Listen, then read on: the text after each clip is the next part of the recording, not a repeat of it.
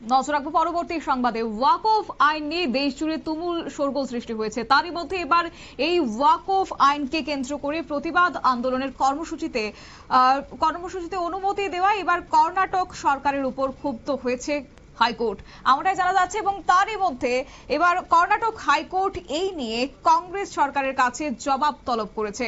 গত 15ই এপ্রিল বেঙ্গালুরুতে একটি প্রতিবাদ সভার আয়োজন করেছিল আন্দোলনকারীরা। বিস্তারিত জবাব আমাদের সঙ্গে যুক্ত হয়ে গেছে প্রতিনিধি রাজীব দত্ত।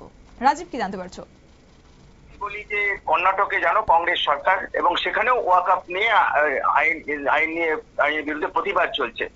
গত 15ই এপ্রিল বেঙ্গালুরু শহরে একটি প্রতিবাদ মিছিল করেছিল আন্দোলনকারীরা। তারা একটি রাস্তা বন্ধ করে এই মিটিং করেছিল এবং দীর্ঘক্ষণ সেই রাস্তা বন্ধ ছিল। এই নিয়ে একটি জনস্বার্থ মামলা হয়েছে কর্ণাটক হাইকোর্টে, এবং সেই হাইকোর্টের শুনানির সময় বিচারপতি এম নাগপ্রসন্ন তিনি তুলোধনা করেছেন একবারে যে কর্ণাটকের এই কংগ্রেস সরকারকে, এবং কংগ্রেস সরকারের কাছে জবাব তলব করেছেন যে কিভাবে একটা যেদিন এখন এরকম অনুমতি দেওয়া হলো, যেখানে সুপ্রিম কোর্ট সেখানে অনুমতি এই হিংসা নিয়ে যে হিংসার অর্থাৎ যেভাবে হিংসা চলছে ওয়াকফ আইন নিয়ে তার বিরুদ্ধে উদ্বেগ প্রকাশ করেছেন। এবং এই কথা বলতে বলতে তিনি পশ্চিমবঙ্গের প্রসঙ্গ আসেন এবং মুর্শিদাবাদের প্রসঙ্গ তোলেন যে মুর্শিদাবাদে যে ঘটনা ঘটছে সেই নিয়ে যথেষ্ট উদ্বিগ্ন সুপ্রিম কোর্টের প্রধান বিচারপতি সঞ্জীব খান্না। তারপরেও আপনারা কিভাবে এই অনুমতি দিলেন, অর্থাৎ রাস্তা বন্ধ করলেন, যেটা কর্ণাটক সরকারের পক্ষ থেকে যেটা হাইকোর্টে বলার চেষ্টা হয়েছিল যে ওই রাস্তায় যেহেতু সভা হচ্ছিল সেই কারণে গাড়ি অন্যদিকে ঘুরিয়ে দেওয়া হয়েছে, গাড়িগুলো ওই রাস্তায় চলাচল বন্ধ করে রাখা হয়েছিল। তখনই কিন্তু বিচারপতি এম নাগপ্রসন্ন তিনি তুলে আবার চেপে ধরেন সরকারি আইনজীবীকে, যে তার মানেই তো হচ্ছে যে রাস্তাটা অনুমতি দিয়েছেন আপনারা রাস্তা গাড়ি ঘুরিয়ে দেবেন কেন? এটা তো একটা অনুমতি দেওয়া।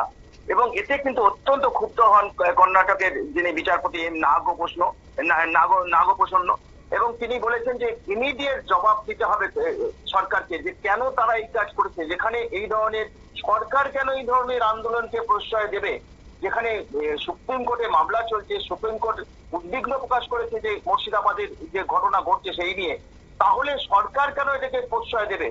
এবং সেই কারণেই তিনি এবং বিকল্প রাস্তার কথা বলছেন। বিকল্প রাস্তাটা কেন হবে? সেইখান দিয়ে যেখান দিয়ে গাড়ি যায় এটা তো সাধারণ মানুষের অসুবিধা হবে, তাহলে এই কাজ কেন করেছেন?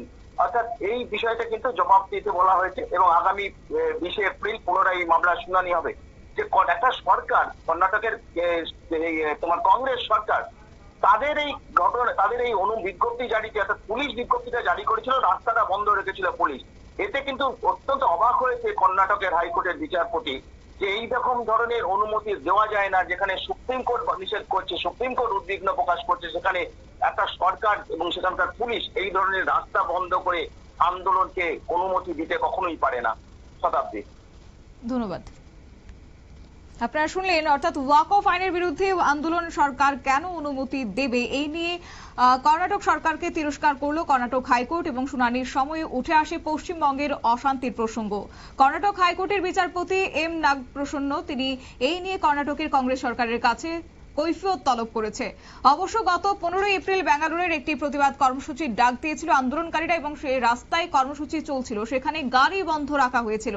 এবং এই নিয়ে কর্ণাটক হাইকোর্ট একটি মামলা হয়েছে কর্ণাটক হাইকোর্টে, এবং হাইকোর্ট প্রশ্ন রয়েছে যে রাজ্য কিভাবে অনুমতি দেয়, একটা রাস্তা বন্ধ করে আন্দোলন করার অনুমতি কিভাবেই বা দিয়েছে, আর এই নিয়ে কর্ণাটক সরকারের কাছে তলব করেছে কর্ণাটক হাইকোর্ট। দিয়ে নিচ্ছি ছোট্ট একটি বিজ্ঞাপন বিরতির সঙ্গে থাকুন।